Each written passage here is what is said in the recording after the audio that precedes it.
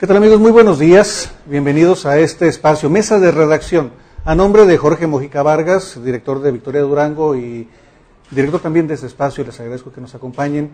Y pues en esta ocasión tenemos una oportunidad excelente de platicar con el dirigente del sindicato más numeroso en el estado de Durango. Llamémoslo así, es una sección sindical del que es a su vez el sindicato más grande de Latinoamérica. Es el profesor Luis Alfredo Valles, dirigente de la sección 12 del Sindicato Magisterial. Bienvenido, profesor. Gracias, buen día, muchas gracias por el espacio. Gracias. Para continuar, para realizar la entrevista, me acompaña Gilberto Lastra Guerrero, reportero de Victoria de Durango. Buenos días a todos.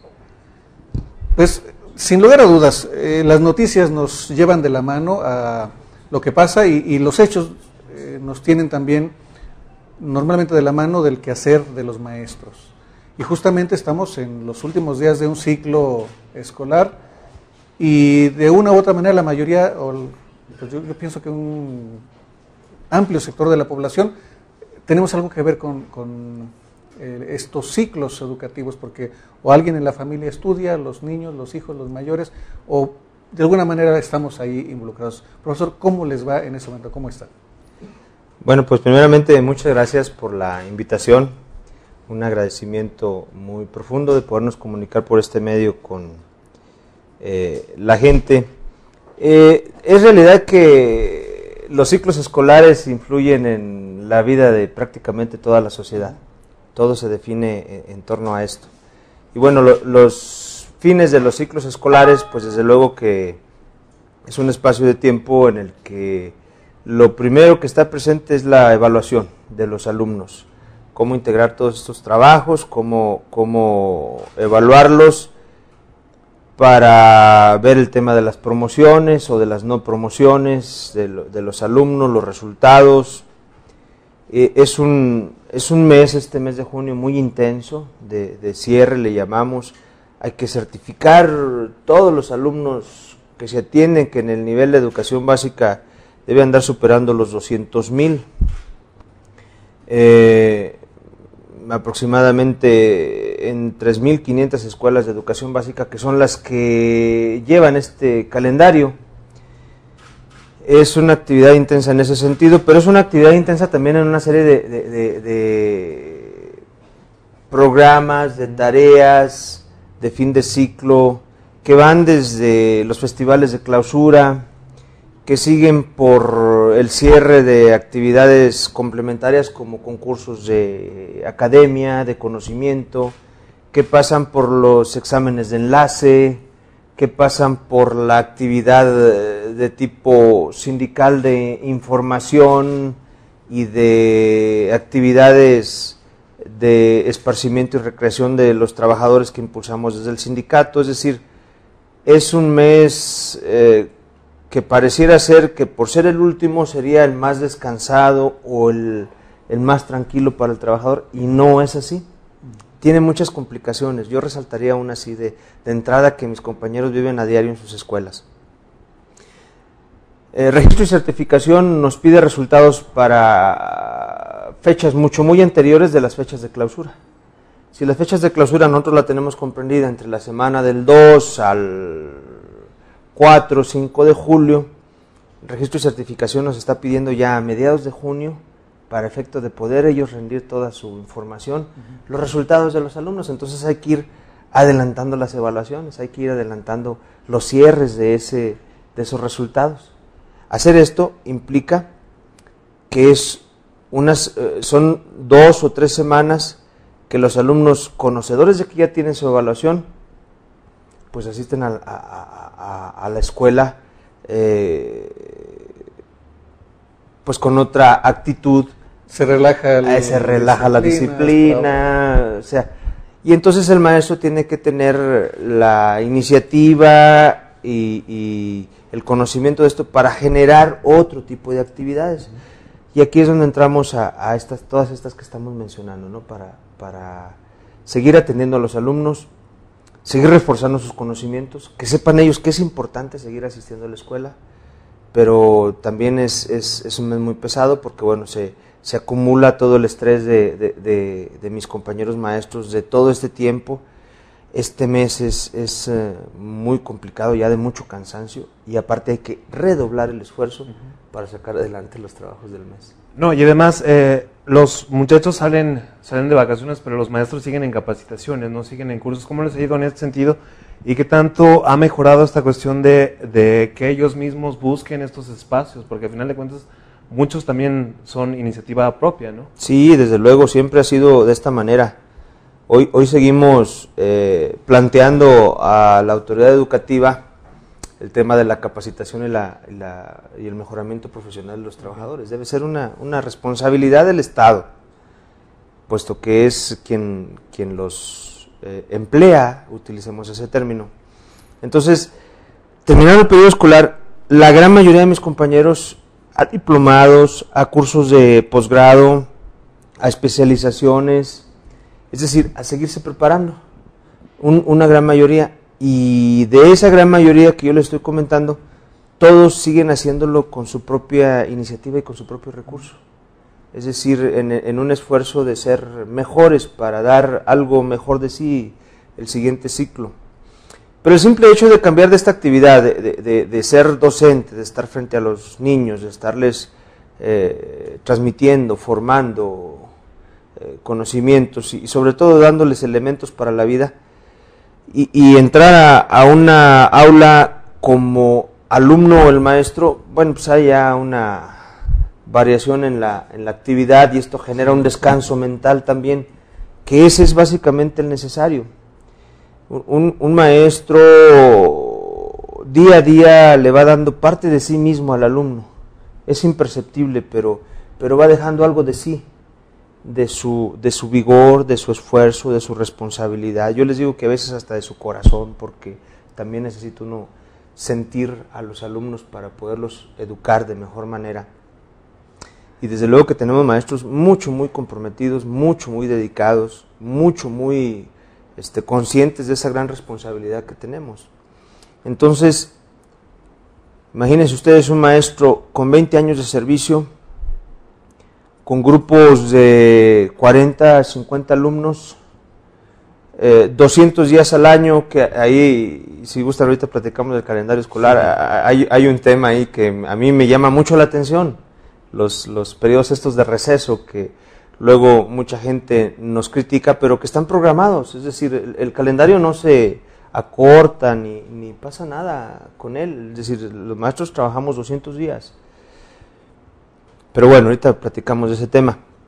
Entonces, imagínense ustedes este maestro, 20 años de servicio, con ese tema, llegan estas fechas y hay un cansancio mental importante, y que a veces es incomprendido, no siempre. Yo sé que los papás que están alrededor de los buenos maestros, de las buenas escuelas, de todas estas gentes de las que yo estoy platicando, saben del esfuerzo que hacen, los apoyan, los impulsan, los motivan, y cerramos un ciclo escolar pues con muy buenos resultados. Yo creo que este ciclo escolar va a ser de excelentes resultados. Desde luego que hay formas de medirlo, hay formas de encontrar. Precisamente a propósito de la medición, y que es la teoría que se evalúa, la primera evaluación, lo primero que tomamos en cuenta es los resultados académicos en los alumnos, que también salieron. Y junto con eso viene, independientemente de las evaluaciones oficiales, llama la atención que durante los últimos años ha habido algunos señalamientos incluso de que no son de todo halagadores, no son los óptimos los resultados que se tienen en el aprovechamiento académico de los estudiantes. ¿Cómo evalúa usted eso y qué hay que esperar al respecto? Bueno, volvemos al mismo tema del que estábamos platicando hace un momento. Este tema de la calidad educativa o del sistema educativo mexicano y las fallas de las que adolece, no es un asunto que el sindicato desconozca ni que evada. Desde luego que desde siempre hemos sido muy puntuales en el interés en nuestra materia de trabajo, tan puntuales que hemos hecho propuesta educativa cuando otras entidades que tienen la responsabilidad de hacerlo se han paralizado ante la circunstancia de la realidad. Aquí influyen muchas circunstancias.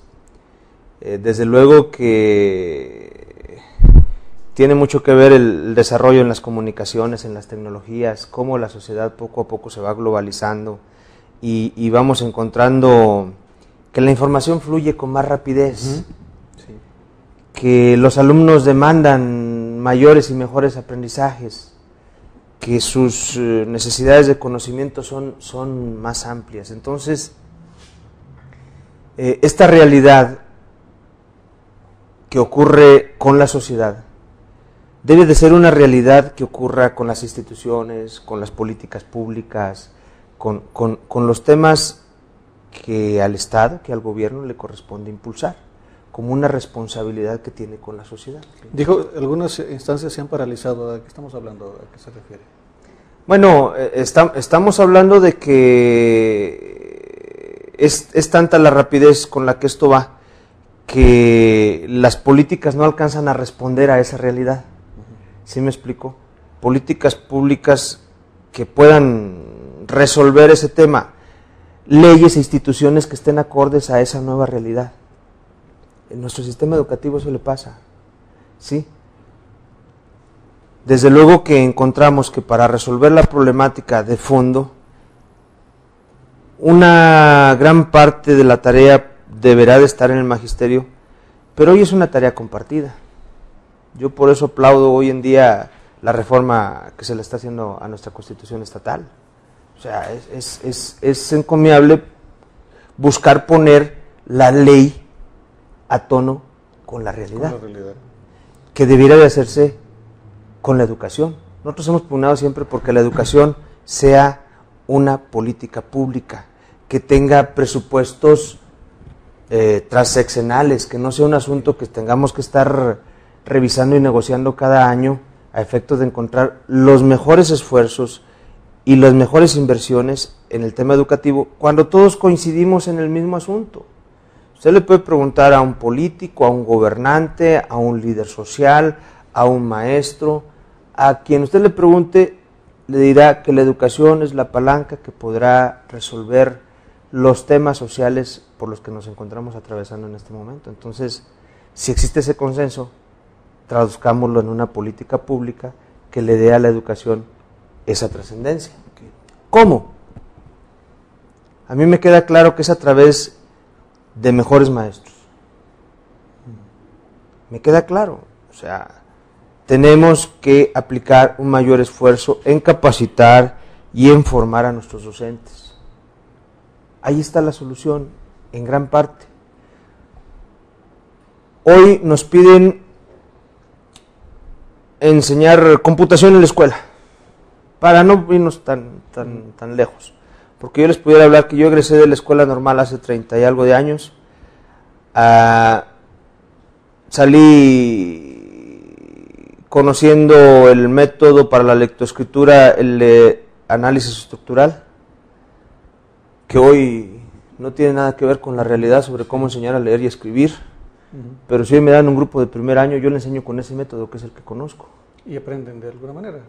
Aprenderán, pero con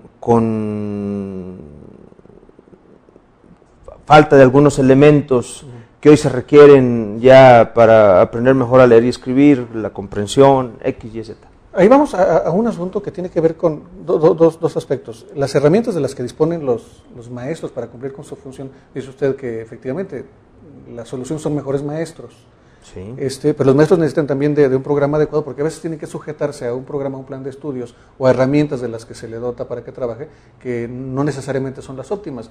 Estamos viendo que de pronto un día implementan un programa enciclomedia, pizarras electrónicos, y a los 2 años me dicen que siempre no, que esos aparatos que costaron una importante inversión se van a guardar por ahí o se van a recoger.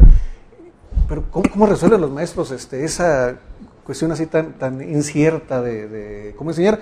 Porque hay algo bien cierto al respecto. La otra parte, ya no se trata nada más de transmitir conocimientos, sino de enseñar a los muchachos a que aprendan. de que ellos se puedan solos desarrollarse. Y la posibilidad de la reflexión, ¿no? Al final de cuentas también. Definitivo, o sea, hoy son muchas las exigencias, muchas más, pues. No debemos de perder nosotros de vista que en la escuela pública, con todas las condiciones, las características, las deficiencias, las fallas, las necesidades que tiene, de la escuela pública han salido médicos, ingenieros, doctores, investigadores, políticos, líderes.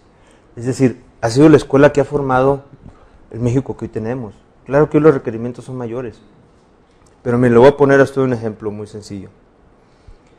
En esta década del 2000 al 2010, se revisaron y se reformularon todos los planes y programas de educación básica. Primero fue preescolar, luego fue secundaria, y ahorita estamos terminando con primaria, lo que denominamos educación básica. Se establece una articulación entre estos tres niveles a efecto de que pueda ser más funcional tanto el sistema como lo que los alumnos obtengan de eso y la forma de los maestros de trabajarlo. Hoy hablamos de que tenemos que formar al alumno en competencias.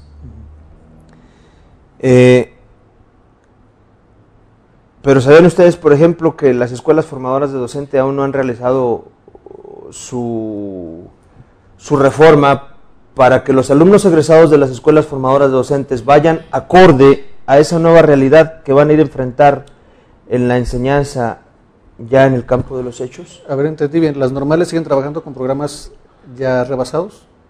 Definitivo, entonces cuando un alumno de una escuela normal egresa, va muy bien formado, bien formado, a mí no me queda ninguna duda, lleva todos los elementos y lo han demostrado en el examen de competencias para la adquisición de una plaza, que no debiera ser un examen de competencias, porque las competencias ya se las evaluó y se las dio la escuela formadora. Debería de llamarse de otra forma. Yo espero que un día le cambien ese nombre. Pero ya cuando se enfrenta a su grupo, él ya lleva requerimiento de capacitación y de actualización. Supóngase ustedes, véanme a mí con 30 años de servicio. Entonces, ese es un tema que el Estado no ha terminado de asumir y es un asunto que desde luego que nos preocupa a la organización sindical.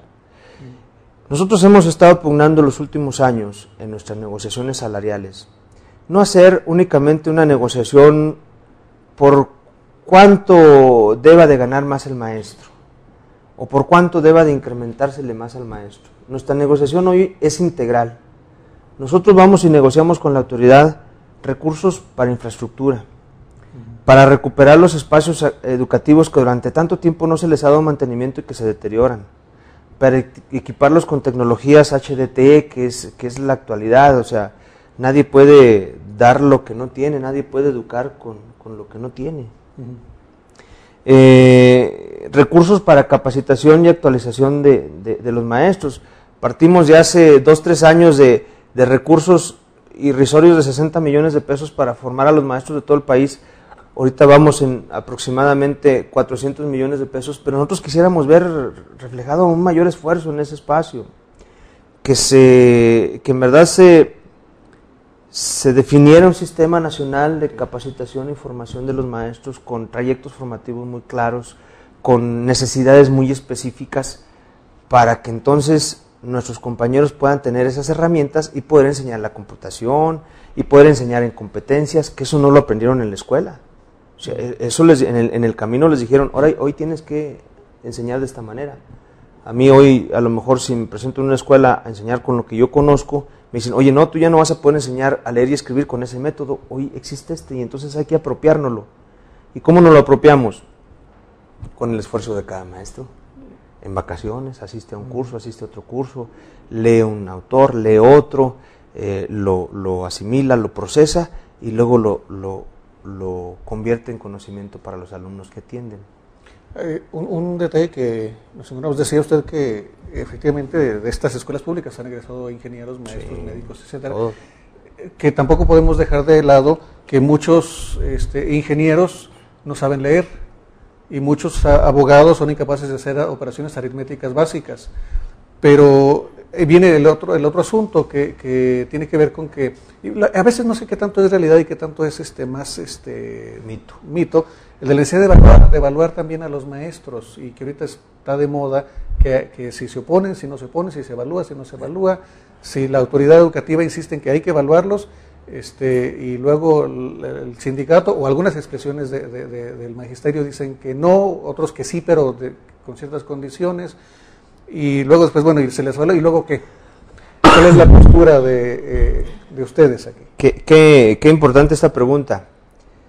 El maestro crece inmerso en el término de evaluación, o sea, es un término que no es desconocido para nada.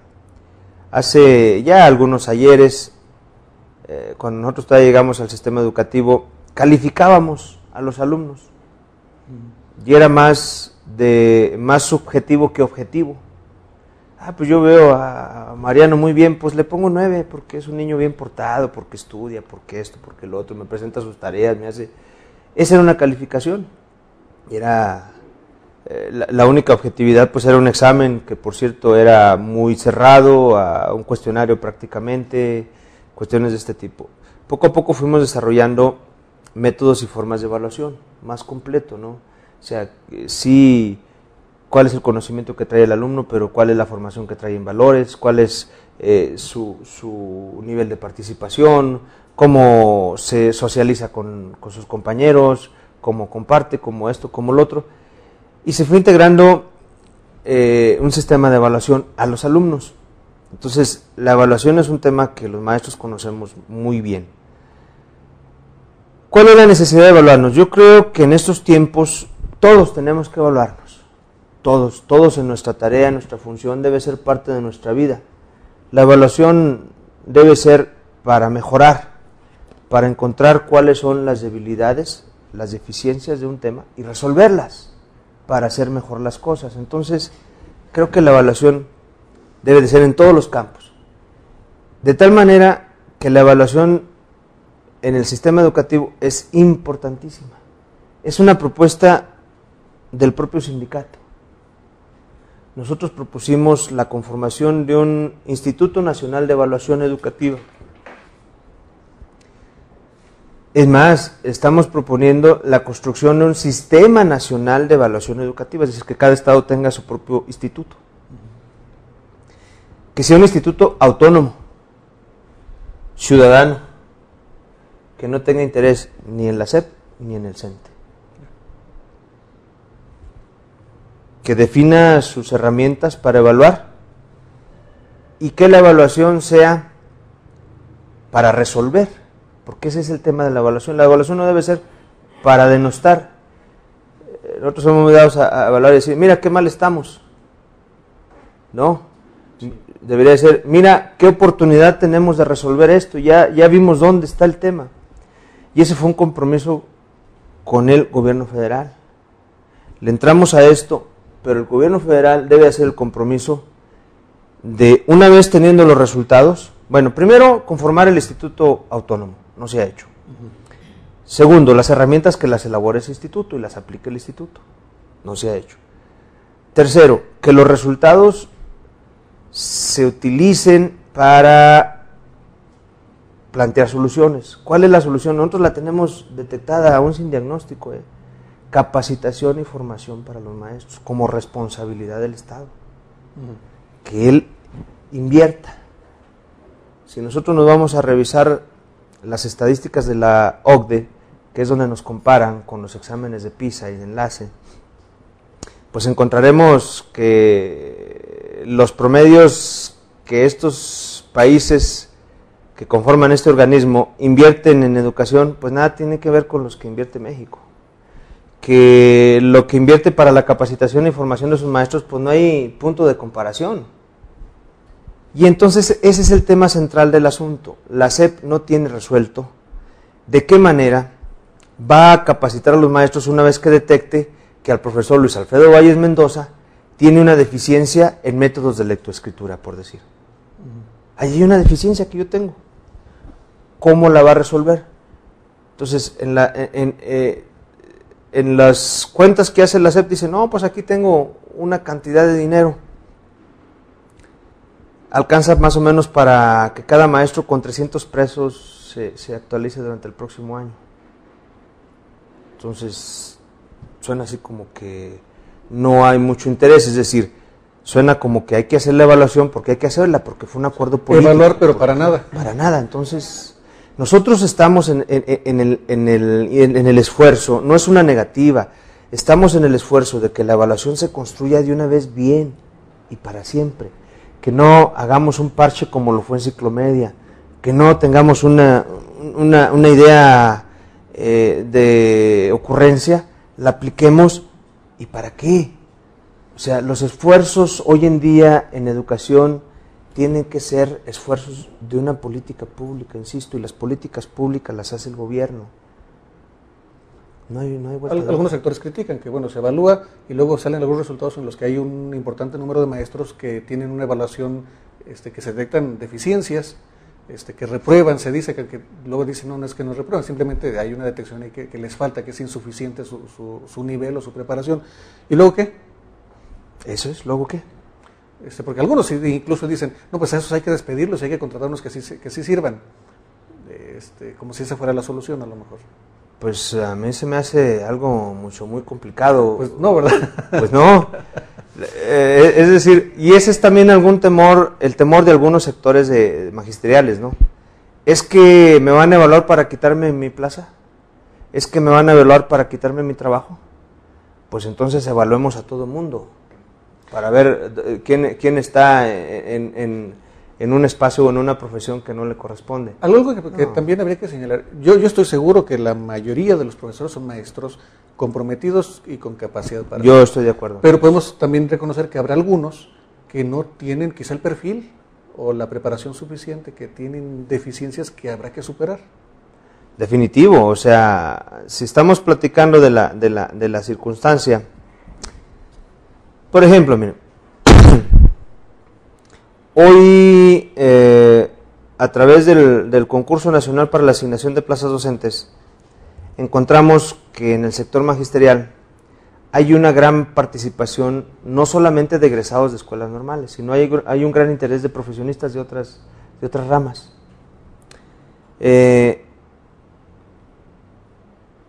¿Qué elementos pedagógicos, qué elementos didácticos podrá tener, con todo respeto, un egresado de una licenciatura en Derecho o un egresado de una ingeniería en mecánica o X? Pedagógicos, pues no. Pedagógicos no, su formación lleva a otro camino. Entonces, pero sin embargo es un alumno tan sobresaliente que en el examen nacional de asignación de plazas obtiene el primer lugar. Cuando tengamos la posibilidad de ofrecerle algún espacio en educación, él va a ser el que lleva a mano, al primero se lo vamos a ofrecer. Y va a llegar a trabajar como maestro. La primera pregunta es, ¿sabrá sobre la elaboración de baterías de exámenes? ¿Sabrá sobre el tema de evaluación de los alumnos? ¿Cómo realizar escalas? ¿Cómo concretar eso? ¿Sabrá sobre el tema de la planeación educativa? ¿No es eso lo que se les examina? ¿Cómo hacer? Definitivamente que es parte de lo que se examina, pero también se examina el conocimiento y también se examina el dominio que tenga sobre planes y programas, y los conoce, o sea, son muchos temas, pero insisto, o sea, sucede, sobre todo por el tema de los perfiles. Entonces, ya ahí con él también, aunque sea un alumno sobresaliente, aunque sea el más sobresaliente en el examen, tiene un requerimiento de capacitación. Entonces, yo digo que hasta mis mejores maestros, los más capacitados, los que tenemos muchos, requieren la capacitación y la actualización, estar al día con los temas. Pero creo que aquí tiene que ser un esfuerzo permanente, tiene que ser un esfuerzo importante y tiene que ser un presupuesto que no esté sujeto a los vaivenes de la política, ni mucho menos. Tiene que ser un presupuesto de la importancia que la educación tiene en el país. Yo creo que aquí en Durango la circunstancia es alentadora. Es alentadora. Yo escuché la opinión de una organización no sé si sea nacional o internacional, que está organizando el segundo Congreso Educativo en Durango, expresarse en muy buenos términos de mis compañeros maestros, que es un tema que yo siempre he planteado a la Secretaría de Educación en el Estado. La preocupación de mis maestros en todo el Estado es que les acerquemos las herramientas, los elementos para seguirse capacitando. Yo he tenido pláticas inclusive con maestros de la sierra que me han, pues casi, no sé cómo decirlo, me han solicitado capacitación a través de internet, profe, como se pueda, venimos los fines de semana, usted acérquenos.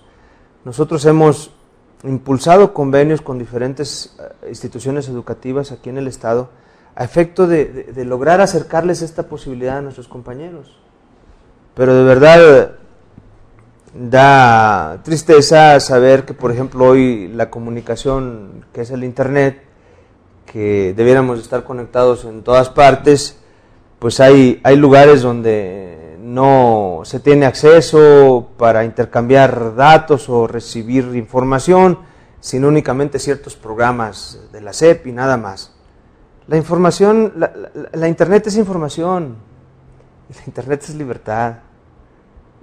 Y bueno, habremos de encontrar la forma de regular cómo y qué contenidos revisa cada quien, eso es complicado, pero yo creo que deberíamos de abrir estos canales y estas vías a los maestros, porque tenemos mucha gente en la sierra. La gran mayoría de nuestras escuelas son escuelas unitarias, bidocentes, tridocentes, muy dispersas, que tienden a muy poquita población. Maestros que llegan a atender 8 alumnos, 2 son de primero, 2 de segundo, 2 de tercero, 2 de sexto. Situaciones de ese tema, ¿no? de ese tipo, ¿no? Entonces, tenemos que encontrar la forma de acercarles hasta donde ellos están, todas las posibilidades de estar en contacto, de estar conociendo las nuevas tendencias, de estar compartiendo cosas. Y aún con todo esto, ustedes encontrarán profes con talleres de literatura, con talleres de pintura, con talleres de danza, con talleres de música, con talleres de canto en la sierra, haciendo su esfuerzo, impulsando su trabajo, escribiendo, enseñándoles a los alumnos a leer, a escribir. O sea, temas que definitivamente le aportan mucho a la formación de los alumnos, pero también le aportan mucho al asunto de la resolución de este resquebrajamiento que tenemos en el tejido social. Ahora, otro de los puntos, cuando los padres de familia llegan y dejan a los hijos, se quitan esa responsabilidad de la educación, de exigir a los maestros que también tengan un marco adecuado para poderlos evaluar ellos que los ven en las tardes, ¿no? ¿Qué tanta participación hay de los padres de familia y si le están dejando esta chamba de educar a los maestros nada más? ¿Qué tanta corresponsabilidad existe en estos momentos aquí en Durango en ese sentido? De eso es de lo que hablamos cuando decimos que la realidad social está cambiando, sí, y aceleradamente. Antes, bueno, pues yo creo que todavía su servidor creció en una familia en la que el papá es el proveedor y la mamá es la responsable de la educación de los hijos, y ahí está al pendiente. Que había reunión en la escuela, pues ahí estaba la mamá para asistir. Que había necesidad de esto, pues ahí estaba. Y todos los papás llegaban y eran aliados del maestro. Necesita armarle tierrita, se lo dejo con todo y pompas, profe. Acérquele tierrita, tiene usted mi respaldo. Y entonces los alumnos llegábamos con temor o con respeto, no sé, que finalmente son muy parecidos, pero al final sirven para lo mismo. Hoy es una complicación esta relación porque, para empezar, los padres de familia en parejas incluyen al sector productivo para poder sostener a la familia. La mujer reclama sus espacios, que son derechos legítimos, yo no tengo ninguna circunstancia contra eso, de formación, de crecimiento profesional, de aportación a lo que es más equitativo entre las familias y las parejas de hoy. Pero los alumnos crecen con mucho más tiempo libre, y no sabemos en dónde están. Si en la calle, si en el internet que revisan, si con quién comparten, con quién platican, con quién chatean, y esto les da otra formación. Pero además, hoy en mucha parte también es cierto esto, ¿no? El papá llega, deja al hijo, y la escuela se hace responsable. Ya hay temas que la escuela teje en 5, en 6 horas que atiende al alumno, pero el medio, la sociedad y todas las influencias destejen en el resto del día. Entonces, es complicado. Por eso hoy decimos que la tarea es de muchos actores, de todos. A veces nos encontramos también con resistencias de los papás, de los maestros a la participación de los papás. Porque también a veces nos encontramos papás que quieren ir más allá de la colaboración y la participación y quieren definir cómo tiene que ser el método de enseñanza del alumno, ¿no? Cuando el maestro es el que tiene el conocimiento. Creo que tenemos que encontrar el punto medio. Creo que ahí los consejos de participación social son fundamentales. ¿Funcionan? Tenemos casos que funcionan, tenemos casos que hay que mejorar, tenemos que profundizar. La participación social es un tema en el que estamos en pañales. Lo estamos impulsando también desde la organización. Tenemos que cuidar perfectamente los espacios. El didáctico, el pedagógico corresponde al maestro. El de la organización, el del apoyo, el de las necesidades de las escuelas, la ayuda de los papás, el de la atención a los alumnos, el de estar al pendiente, que realicen sus tareas, que hagan sus deberes. Son temas de los papás. Encontrar el equilibrio entre estas cosas nos llevará a un mejor espacio. Pero recuerden ustedes que la participación ciudadana, la organización ciudadana para la participación en estos temas, es un tema que va avanzando lento, pero firme. Yo creo que en un espacio no muy lejano estos consejos de participación social serán de la utilidad para la que los estamos creando, es decir, para que coadyuven en la construcción de una comunidad escolar con verdaderos resultados o con resultados efectivos para lo que la misma comunidad requiere y necesita, que esa es la intención, que las escuelas sean los centros, las comunidades donde se catalice todas las fuerzas de esa comunidad y resurjan y resulten en resultados positivos. Ok, ahora ya llegamos, como va la conversación, al punto del tiempo que el alumno está en la escuela. Estos 200 días son suficientes y hay otro planteamiento, y las escuelas de tiempo completo. ¿Qué tan de acuerdo están ustedes con este sistema educativo? Bueno, el tiempo siempre será discutible. Hay autores que, yo insisto, o sea, los temas de las estadísticas los podemos usar a favor y los podemos usar en contra, según como el cristal con que lo veamos. Todos somos dueños de una partecita de la verdad y no hay verdades absolutas. Pero nos podemos sentar en la mesa a discutirlo, los 200 días o que nos dicen que los chinos usan quién sabe cuántos días y que los finlandeses no sé cuántos días y que los coreanos y que...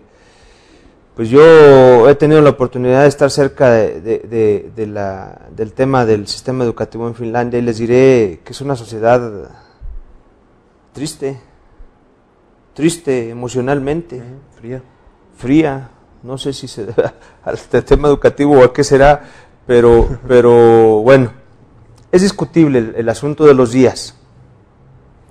Yo creo que aquí más que tenemos que revisar es la propuesta de las escuelas de tiempo completo, que es una propuesta que viene de la Alianza por la Calidad de la Educación, la propuso el sindicato, es resultado de sus discusiones en los diferentes foros que hemos organizado. Hasta el momento llevamos 4 congresos nacionales de educación. En esta semana entrante vamos a realizar el 5º, después de un amplio camino en las escuelas, invitando a agentes a que participaran, a que aportaran. Realizamos aquí nuestro congreso estatal y esta semana que entra estaremos en un congreso nacional donde habremos de construir una propuesta educativa. Desde luego que nos enorgullece ver que las escuelas de tiempo completo están siendo una buena opción donde se están aplicando. Hoy tenemos 180 aquí por parte de la sección 12 en Durango. 180. Pretendemos crecer 50 más, 51 más para el próximo año. Hay inclusive una iniciativa que se votó y se acordó en el Congreso de la Unión en el sentido de las escuelas de horario ampliado, que es más o menos similar. Ahorita platicamos de las dos. Yo nada más quiero comentar, antes de entrar en los detalles, que recordemos que las escuelas de tiempo completo era un esquema que ya utilizábamos en educación hace muchos años. Algunos de nosotros todavía alcanzamos ese esquema que íbamos a la escuela en la mañana íbamos a comer y luego regresábamos en la tarde. ¿Por qué se terminó? Pues se terminó porque la explosión demográfica nos hizo crecer en el sistema educativo a pasos agigantados, había que atender muchos alumnos, muchos niños, no había suficientes edificios, no había suficiente presupuesto, entonces en lugar de hacer otra escuela, pues se utilizaba el mismo edificio para escuelas de doble turno. Hoy ese fenómeno se ha frenado mucho. Muchas escuelas de doble turno han ido desapareciendo por falta de alumnos. Pero a pesar de eso, la iniciativa de horario ampliado que se aprobó, a alcanzarse en 10 años, de aquí al 2021, en todo el país, y desde luego que yo la aplaudo, es una iniciativa que a mí se me hace excelente. Tener más tiempo a los alumnos en la escuela es sinónimo de que no anden en la vagancia, de que no estén en el internet o en el chat, compartiendo con no sabemos qué gentes y adquiriendo valores de no sé qué tipo. Entonces es estar más tiempo en la escuela, reforzar sus conocimientos, sobre todo español y matemáticas, que creemos que son los dos lenguajes básicos para que el alumno encuentre por sí mismo las respuestas que necesita para vivir bien, el lenguaje matemático y el lenguaje del español, porque la matemática también es un lenguaje. El inglés, ¿por qué el inglés? Porque somos vecinos de Estados Unidos, no, porque el inglés es la lengua que utilizan los chinos para comunicarse. Y hoy en día con quien nos tenemos que acercar en este mundo global es a los chinos. Qué curioso, ¿verdad? La computación, porque pues bueno, es fundamental. Incluso para comunicarnos con los chinos. Incluso para comunicarnos con los chinos, exacto. Y desde luego que la revisión de la formación en valores que nos hagan nunca perder nuestra esencia, nuestro origen como mexicanos. Hace ratito había una pregunta en el sentido de que no recuerdo cómo era la pregunta, pero tenía que ver en el tema de que yo estoy de acuerdo que hay que hacer muchas reformas, pues creo era lo de los días, muchas reformas, muchas cosas con lo educativo, pero yo creo que tenemos que construir nuestra propia receta.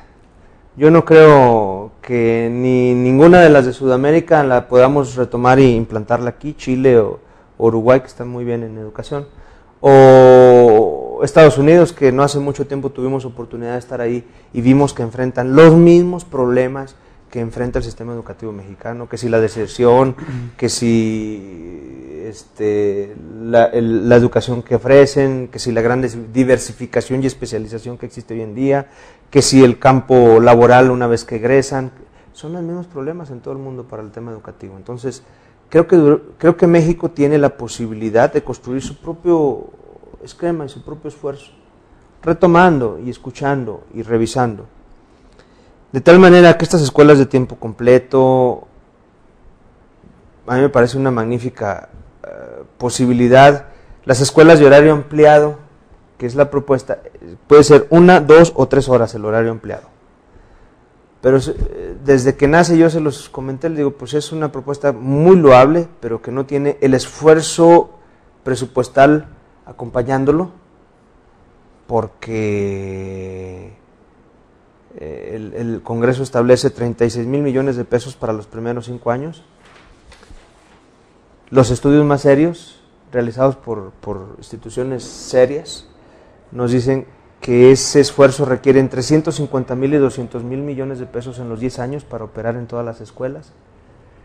Entonces, ahí es donde decimos, nos quedamos cortos, ¿no? Y si decimos, bueno, vamos a empezar, y si luego estamos como con Enciclomedia, que nos gastamos 36,000 millones de pesos y no dimos un paso importante. Y luego siempre no. Y luego siempre dijo mi mamá que siempre Por cierto, a propósito de presupuesto, ¿qué pasa con el presupuesto educativo? Porque, obviamente, para poder implementar y poder mejorar se necesita más recursos. Eso me queda claro, yo creo que a todos nos queda claro, se necesita más. Pero con lo que ya se tiene, con lo que ya se dispone, nos han estado diciendo que otros países u otros sistemas educativos con una inversión semejante a la que tiene México, o por lo menos proporcional, tienen mejores resultados y mejores instalaciones en su sistema educativo que el que tiene México. Usted ahorita nos decía que se invierte muy poco en capacitación para los profesores. Entonces, ¿dónde se queda el recurso? ¿Dónde quedó? ¿Qué pasó con eso? Porque las escuelas no están bien, las instalaciones. Es que, miren, o sea, es cuestión de enfoque, yo digo también, ¿no? Cuestión de visiones.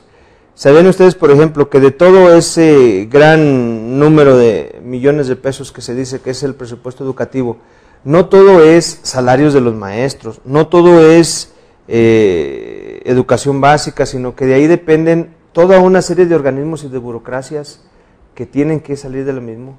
O sea, sería innumerable platicar de todo eso, pero lo más interesante que se me hace a mí en este tema del presupuestal es que es un tema inclusive aprobado en la Ley General de Educación, artículo 25, cuál es el mínimo requerido para aplicar en este rubro, y sin embargo nunca lo hemos alcanzado, nunca hemos llegado ni siquiera a niveles de suficiencia. Yo sí quisiera dejar claro que cuando hablamos de presupuesto educativo no estamos hablando de únicamente una lucha de la organización sindical por la mejora de salarios y prestaciones, que además es válida, es nuestra tarea. Es nuestra tarea que nuestros compañeros tengan mejores condiciones de vida, mejores condiciones de bienestar, que les proporcionemos como trabajadores lo necesario para vivir bien. Pero no solamente es eso, o sea, estamos peleando por infraestructura, por capacitación, por tecnologías, por muchos temas que sabemos que vienen a abonarle al tema educativo. Y otro tema más, de todo ese presupuesto educativo, el Sindicato Nacional de Trabajadores de la Educación no lo opera, no lo maneja, no lo administra. Quien lo administra, lo maneja, lo opera y hace lo necesario con él es la Secretaría de Educación Pública y la Secretaría de Hacienda, porque luego pudiera parecer que son recursos que el sindicato recibe y que él define cómo distribuirlos. No es así. O sea, estaremos de acuerdo que Hacienda radica a las entidades y la entidad, que es la Secretaría de Educación, dispone qué es salarios, qué es operación, qué es infraestructura, cómo se aplica, cuál es el programa, cómo se trabaja, etcétera, etcétera. Entonces, sí nos da mucha tristeza que el discurso político no se traduzca en una realidad a la hora de los presupuestos. Yo les diría nada más que en este 2012 la propuesta del Ejecutivo Federal fue menor a la del año anterior y no puede ser, los presupuestos tendrían que ser crecientes a efecto de ir mostrando la voluntad política que existe de que esto realmente mejore y camine bien, en bien de la sociedad. Estamos ya en los minutos finales de esta oportunidad, de esta conversación por el tiempo que disponemos. Sin embargo, a lo mejor nos quiere decir alguno de estos temas que hemos platicado, algo que a usted le interese agregar o comentar al respecto. Híjole, pues son tantos temas y todos tan interesantes. Yo les agradezco mucho el espacio de poder expresar esta visión que tenemos del tema educativo y de la representación laboral y sindical de nuestros compañeros. Es una tarea muy interesante, pero en la que siempre hemos buscado dejar constancia de nuestra preocupación por nuestra materia de trabajo.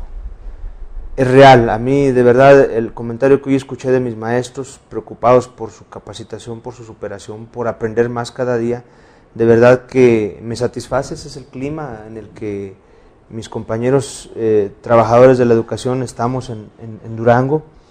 Creo que hay que decirlo, hay que reconocerlo definitivamente, porque ese reconocimiento, ese agradecimiento a esta labor que realizan, pues es uno de los pocos motivaciones o incentivos que ellos tienen a lo largo de su desempeño profesional. Para los maestros, más que el reconocimiento económico a través de un salario, que bueno, pues es importante, desde luego, nos llena más el alma y el corazón las gracias de un alumno formado que hoy es un profesionista y le agradece a su maestro, ver que hicimos alumnos de bien y que desde luego también quienes no salieron también, pues también pasaron por la escuela primaria y por la escuela pública, y algún elemento nos faltó para formarlo de la mejor manera, una persona de bien, una persona útil a su sociedad, integrada, con todos los elementos para ser feliz, que finalmente es el fin último de esto. Entonces, agradecerles, y siempre que haya la necesidad, son tantos los temas que cuando gusten platicamos, profundizamos en algunos otros, compartimos ideas, y yo creo que esto tiene que ayudarnos también a mejorar el tema educativo.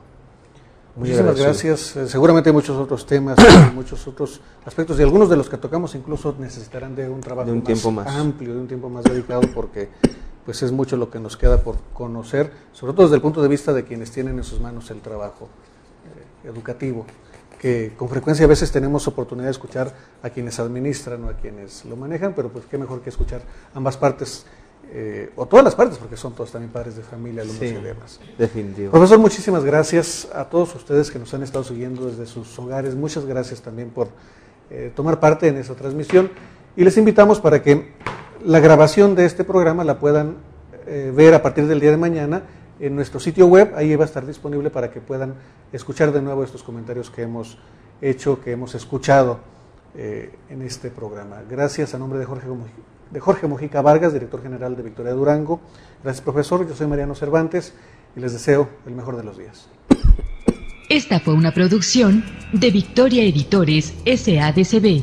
Para mayor información, visita nuestro sitio web www.periodicovictoria.com.mx o consulta nuestra edición impresa.